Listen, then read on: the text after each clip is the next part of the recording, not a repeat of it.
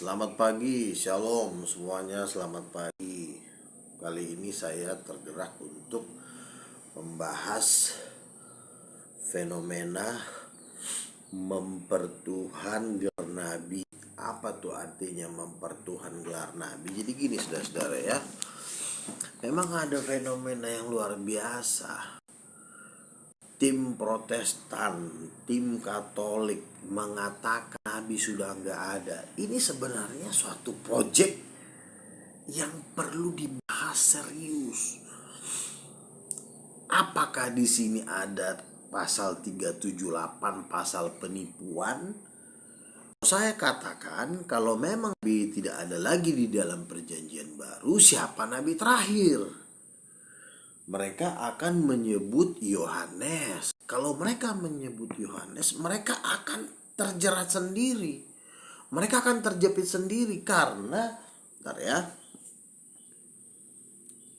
Bentar.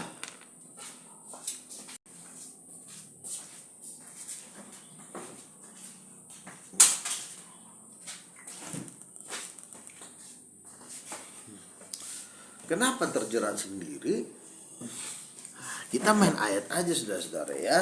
Kenapa terjerat sendiri? Karena di Kisah Para Rasul Nabi masih ada. Ya. Di Kisah Para Rasul ternyata Nabi masih ada. Jadi di perjanjian baru itu Nabi masih ada saudara-saudara ya. Nih, saya bacakan Kisah Rasul 13. Ya.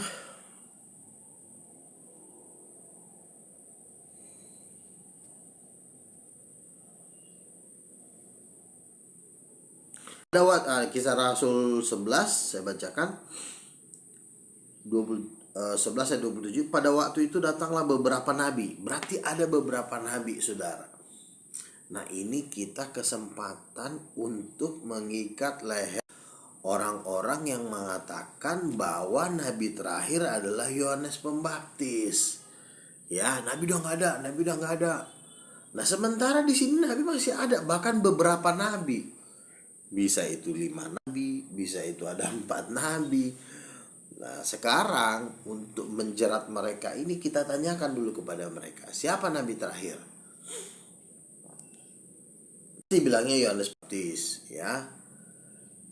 Padahal nabinya masih ada. Jadi kita kembali ke Alkitab, jangan kita kembali ke gereja kata pendeta saya, gereja saya. Padahal mereka kan kok mengatakan lu kan nggak pernah mau mencari ayatnya, lu kan ngomong tidak berdasarkan Alkitab. Ini Alkitab yang ngomong nabi masih ada di perjanjian baru.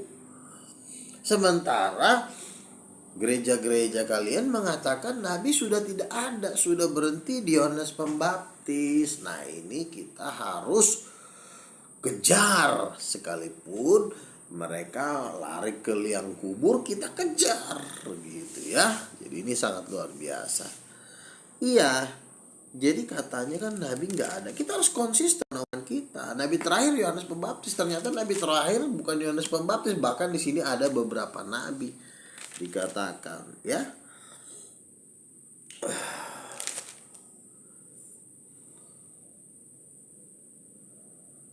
Jadi yang benar yang mana? Kenapa sekarang orang mempertuhan gelar nabi? Sama seperti ya, kalau memang orang muslim mengakui bahwa gelar nabi itu ada gelar Tuhan, tetapi dengan nabi terakhir ya, nabi apa ya, pokoknya kalau di sistem agamawi ini memang ada istilah-istilah nabi terakhir. Muslim ada nabi terakhir, di Protestan juga ada nabi terakhir, di Katolik juga ada nabi terakhir saudara-saudara.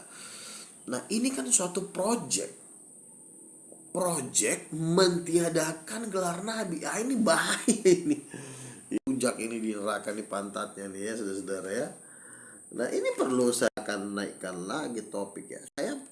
Siapakah pendusta? Siapakah yang melakukan pasal penipuan itu 378? Sekarang kita tanya lagi kepada mereka, siapa nabi terakhir? Pasti bilangnya Yohanes. Sementara di sini masih ada, berarti lu pembohong, lu pendusta, lu penipu. Gitu ya. Jadi nggak usah pusing dengan gelar nabi, nggak usah pusing dengan saya ngaku nabi. Kita kembali ke Alkitab. Lo takut sama firman Tuhan, kemungkinan besar lo takut sama firman Tuhan. Iyalah, firman Tuhan jangan dilawan orang firman Tuhan.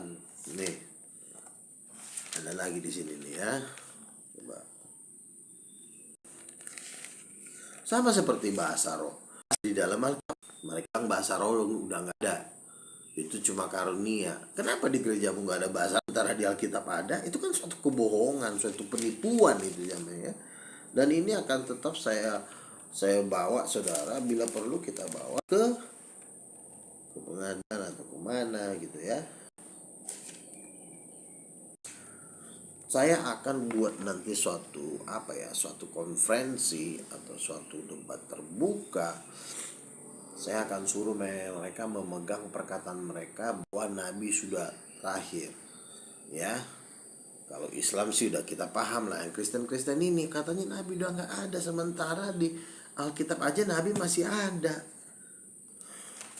Kenapa mereka tidak berani mengatakan siapa Nabi terakhir? Karena mereka juga, kalau mereka bilang Yohanes, ternyata di Kisah Para Rasul nggak ada, mereka terjerat sama omongan mereka sendiri. Nah sekarang saya tanya siapa Nabi terakhir, pasti nggak mau jawab. Saya tanya siapa Nabi terakhir, pasti nggak berani jawab lo nya. Nih, Paulus sendiri mengatakan dalam 1 Korintus 14 ayat 30, jika seorang menganggap dirinya nabi atau orang yang mendapat karunia, ia harus sadar bahwa apa yang kukatakan kepadamu adalah perintah Tuhan. Nih ya.